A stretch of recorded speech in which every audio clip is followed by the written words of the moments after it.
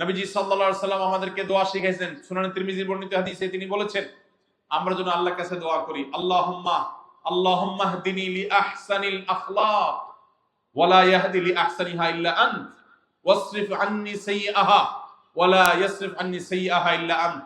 আল্লাহ, আমার আচরণটা সুন্দর করে দেন, ব্যবহারটা আমার বড় খারাপ, নিজেই আমি বুঝতে পারি যে আমার রাগ উঠলে মাথা ঠিক থাকে না, কি বলি না বলি, কত মানুষের বদদোয়া নিয়েছি, কত মানুষের কষ্টের কারণ হয়েছি, কত মানুষের হক নষ্ট করেছি। মাবুদ, আপনি আমার আখলাকটা সুন্দর করে দেন, আমার আচরণটা ভালো করে দেন। আল্লাহর কাছে দোয়া করতে হবে।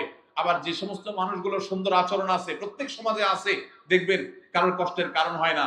আমাদের ডক্টর খন্দকার আব্দুল্লাহ জাহাঙ্গীর রহমতুল্লাহ আলাইহি, যার চেহারা মাথায় স্মৃতিতে ভেসে উঠলেই একটা হাসি মুখ চোখের সামনে ভেসে উঠে, এটি হলো মুসলমানের আচরণ, এটি হলো মুসলমানের চরিত্র।